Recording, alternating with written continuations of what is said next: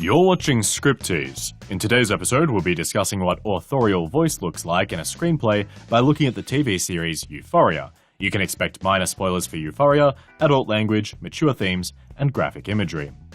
Voice is one of the most vague terms in writing. Loosely, you can think of voice as the author's style. It could be their word choice, their sentence structure, certain techniques that they use, how they write their dialogue, whether they use formal or informal language, the perspective they write from, and so many other things.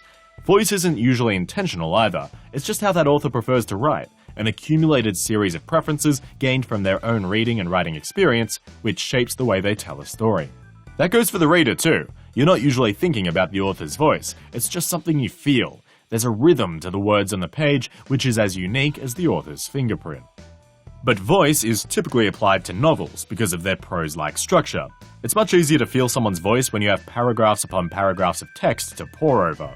The author might spend a couple of pages delving into a description of the setting, or they might hyper-focus on the minutiae of a character's actions. In a screenplay, you don't have that luxury. For the most part, your action text has to be utilitarian. Say what's on the screen or on the soundtrack, then move on to the next shot or line of dialogue. So how does voice present itself in a screenplay? I worked backwards for this one, finding a show that was overflowing with voice, and then checking if the screenplay was just as voiceful. Oh wow, voiceful is actually a word. Huh.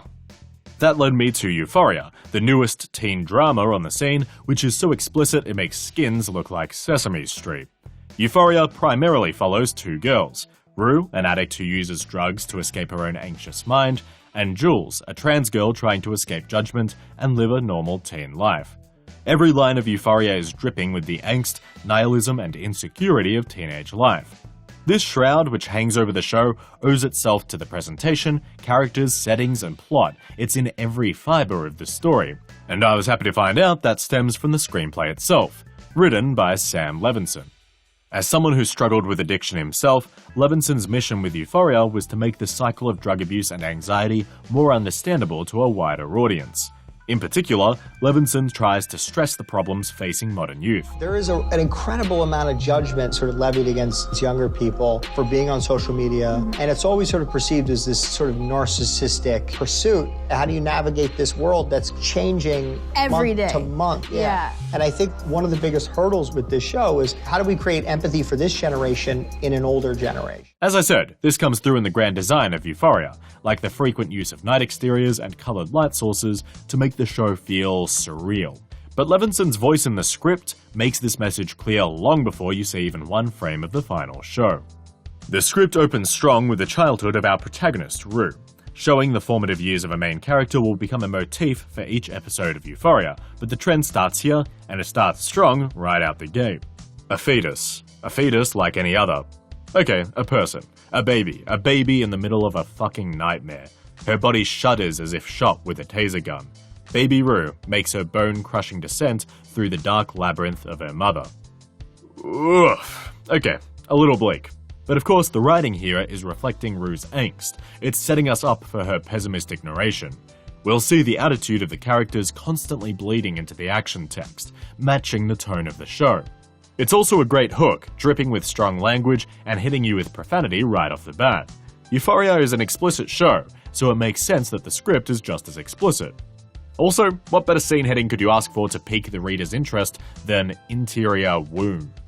The strong stylistic presence of the show, both visually and orally, also rears its head on the opening page. Levinson first places a heavy emphasis on the sound of Rue's birth, making it sickening, frightening, and oddly alien. Over and over by the cruel cervix of my mother, Leslie. He then calls the shot by using we in the action text, though later on he'll call the shots more explicitly.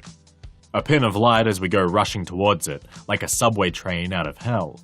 And now he merges the two together, building to the climactic moment. But I lost.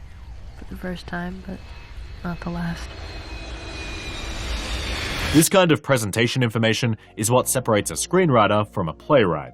Levinson writes in shots and snippets, which is why some of the most appealing parts of the show are the montages.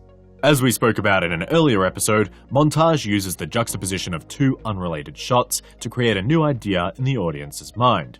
In this case, Levinson juxtaposes Baby Rue's crying face with footage of 9/11, which gets us to consider that Rue's generation was born into a world of paranoia, terror, and fear-mongering.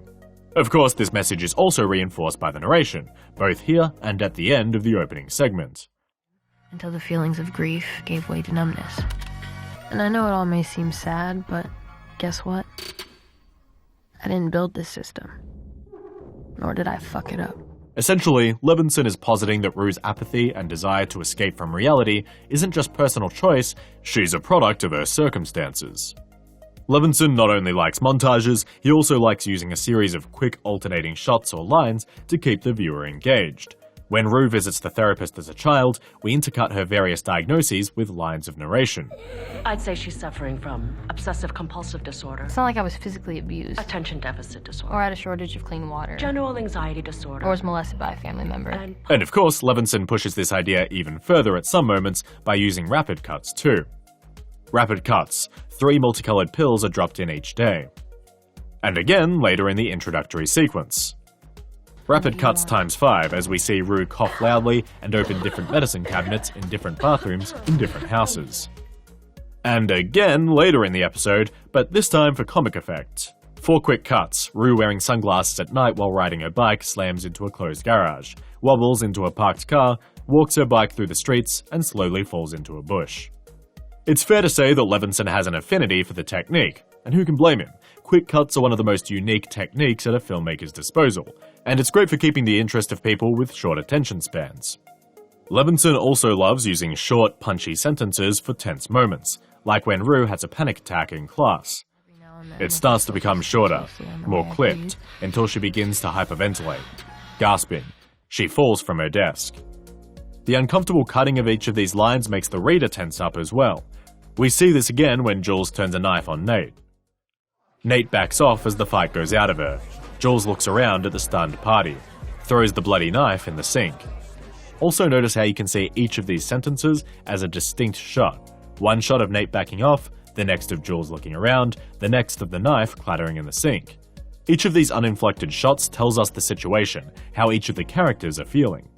I mentioned earlier about how tightly Levinson directs the camera, but I wanted to include this passage as a prime example of what I'm talking about. Extreme close-up on a little blue clonopin framed against the vast expanse of the solar system. Jump cut as it explodes into fine powder. From above, Rue, now 17 years old, sits cross-legged in bed. She looks up at camera, winks, and camera drops with her as she snorts the crushed clonopin off her solar system-themed computer case. Now, in fairness, not all of his detail made it into the final show, but the basic idea is there. It's this kind of strict handling that really makes Levinson's writing stand out. You can see the exact shot in your mind, every single moment of it.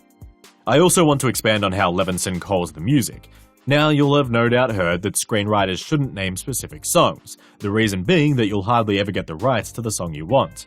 Therefore, the logic goes that script readers will see the song in your script, take it as the mark of a novice, and chuck it in the bin. Frankly, that's just ridiculous. When you name a song, you're painting as clear a picture as possible of how you expect the scene to play out. Even if you can't get that specific song in the end, the sound director will find a song that has a similar vibe to take its place. Levinson uses Bow Down by Ramsey specifically in his script, showing that he knows exactly the vibe that he wants here. Levinson isn't afraid to name songs, and neither should you. And speaking of calling things out by name, it's one of the key trademarks of Levinson's voice. Numerous times throughout this pilot script alone, Levinson will make references to other pieces of media so that the informed reader can have a clearer image of what the scene is intended to look like. There's the song I just mentioned, TY $, mentioned earlier, calling forward the imagery of a John Hughes movie to describe Rue's town, and referencing Fred Astaire's dance number in Royal Wedding. Of course, the best references are those made by the characters themselves, since they make the teenagers more believable by using contemporary examples. We have Nate giving the Hunger Games salute, Fezco describing Jules as Sailor Moon and shit, and Rue talking about Nicholas Sparks' novels, though that line didn't make it into the final episode. The greatest impression all of this stylistic choice gives me is that Levinson has full control over his story. He knows exactly how he wants the audience to feel at any given point, and he's not afraid to be as explicit as possible to convey that message.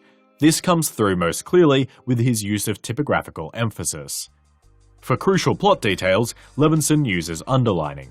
For example, Nate and Cal's family photo, the big twist of the pilot, is set up on page 48 with an underline, and then paid off on page 62 with another underline, to make sure that the reader understands the significance of this moment. Levinson has also come up with his own way of formatting text messages that appear on screen using typographical emphasis. And boy is that handy in a show where kids are on their phones all the time. Page 36 has a great example which I found very intuitive. For the messages themselves, we have bold text, which is a standard for on-screen text of any sort, but we also have square brackets. I really like the square brackets. He's essentially used them as a shorthand, so when you're skim reading down the page, you understand what's a text message and what's not. You'll also notice that he uses a new line each time the sender of the text changes. It seems obvious, but you'd be surprised how clunky other writers could make this in an attempt to make it clear. But by far the most unique technique I've seen in Levinson's writing is his use of what I'm going to call screenwriter commentary. Now the way he formats this commentary changes, but in each case he uses asterisks to denote a comment for production purposes that doesn't fit in the action text. The Fred Astaire reference I mentioned earlier is a great example of commentary that not only helps the reader imagine the scene, but also helps the production team figure out how the scene should be shot. When the montage of the top 20 videos on Pornhub is shown, Levinson once again uses screenwriter commentary to explain exactly how to discreetly present the videos while still getting the point across. When Jules takes her hormones, Levinson also concedes that he requires fact-checking by using screenwriter commentary in a very laid-back fashion. Or whatever hormone replacement therapy she'd be on. It might seem criminal to put stuff like this in a script, and I wouldn't personally do it so explicitly, but Levinson is at least consistent in the tone of his writing, and his techniques serve to make the storytelling more coherent, rather than acting to the story's detriment. Levinson's writing in this script nails the basics of a screenplay. He writes in shots, always paying careful attention to what we can see and hear, but he also isn't afraid to speak from a meta perspective when certain design choices need clear explanation. After all, a script is, in large part, a blueprint. However, what elevates this script is his voice, how his particular style grips the reader. The use of montage and series of shots, the frequent referencing, the short punchy sentences, and, my favorite, the use of casual language which fits with the aesthetic of the show. Like, look at this line as an example. Barely paying attention to Maddie and college guy as they sorta or actually fuck in the pool. Sorta or actually is such an odd choice for a screenplay, a format in which space is so precious. But it works here because it feels like something one of the characters might say and gives us a glimpse of the writer's personality. It takes the script from flat text to something with character itself. Next time you're writing, see how you can use your voice to make your script more personable. Good writing and good luck.